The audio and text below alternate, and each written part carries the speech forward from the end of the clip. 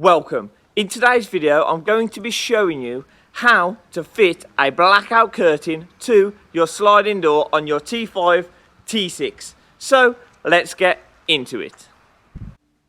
Okay, so if you remove it out of the outer packaging, you will have the two curtains themselves, you will have the two rails and the hardware. Tools you require, the literature says that it's a 2.5mm drill bit. I'm going to attempt to use a 2mm drill bit just to make the screws a little tighter. Will it work? We will see. You need a screwdriver, can be a screwdriver bit for the drill. I like to do them by hand. Let's move that because it's in the way.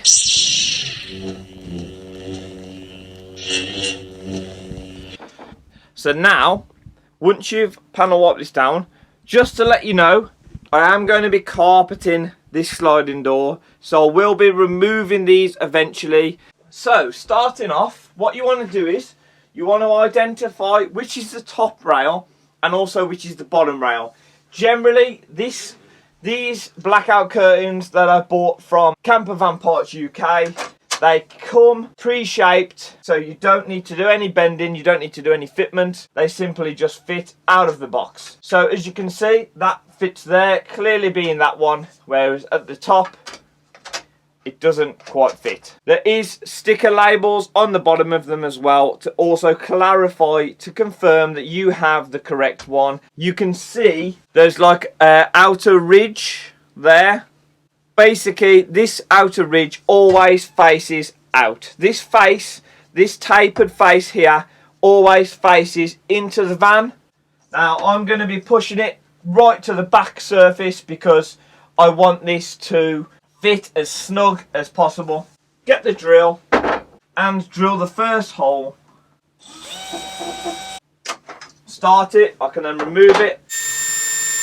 Now getting some of the hardware out, we're going to confirm that we can actually get this in with it being 2mm holes on opposed to 2.5.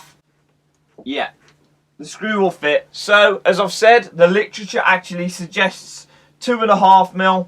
I did mention in the fitting to the other curtains that I would potentially try a 2mm.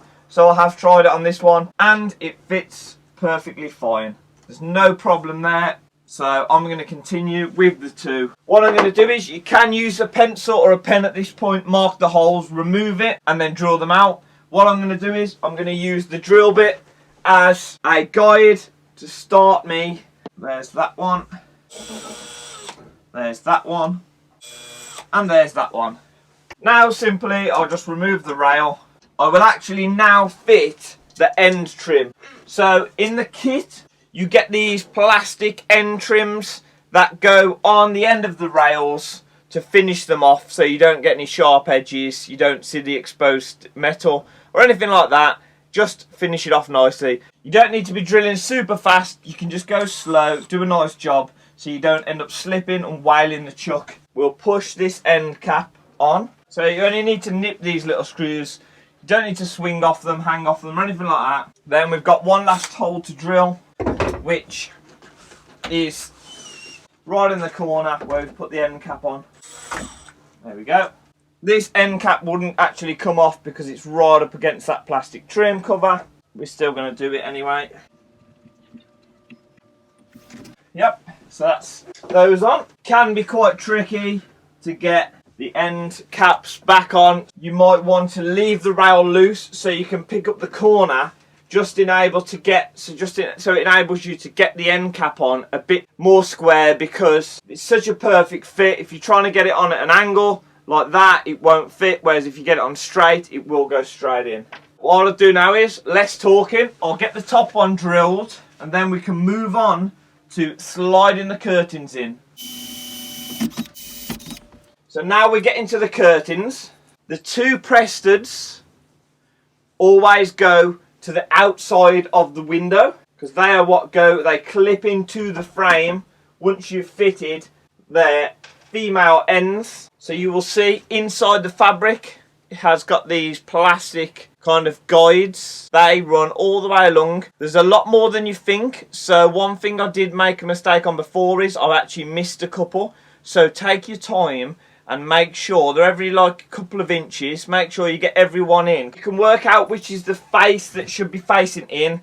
It's simply because these press studs off the flat surface is facing in also, so you can clip them on. Running it in to the top rail first. Okay, so now I've slidden both the curtains into the rails top and bottom. This is a bit of a repetitive job. It takes time, but be patient. Just plod along, you'll get them on. It is a bit annoying and it is frustrating, but just be patient and do a nice job. Now we need to move on to fitting press studs to the body to clip the curtain in. What you want to do for this is, you want to put all the curtain across, probably about a third of the way out, and then you want to drill these where it is naturally. Now you can put it under tension if you want, but I'm simply going to tuck it in as far into the corner as possible, and I'm going to put them in a natural position.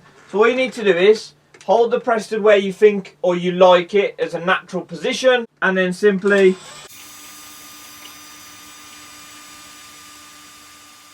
just drill a hole. So we'll do that top and bottom, and then we'll move on to this side, because this side has the opening handle, so that is a little bit different. Simply then just put the screw through them, and then the same as you've screwed the rails down, you now are screwing the press stud to the body. So now with those tightened down, you can move the curtains all the way to the end and then clip them in like that and like that. There we go. So now we'll do this one. I'm going to simply go into the body up here as normal, as I did down below. I'm going to go, we'll say there, like that. Take the swarf away. So then that will clip into there, and then pushing this all the way along. This side is a little bit different. Now, I didn't have any instructions for this, so I actually am going to put it into this plastic panel. I think, let's get you off here. I'm actually going to put you into just below here, because of this edge here. This will be the strongest part of the plastic. Plus, I know this is a rod behind here, so this is all open space. So I'm going to put you to there, like that. I think that's going to be the best option for myself. Okay, so now this is what the finished result's like. You can see I put one there. You can see I put one there. You can see the rails. And you can see I'll put this across now. That one goes onto there, like that. That one goes onto there. And then I push the curtain all the way along. Same on this side. That one goes there. That one goes there. Obviously, you've got these loose bits, which are to tie it back. I did mention in the previous video that my taste, I'm going to be leaving them like this.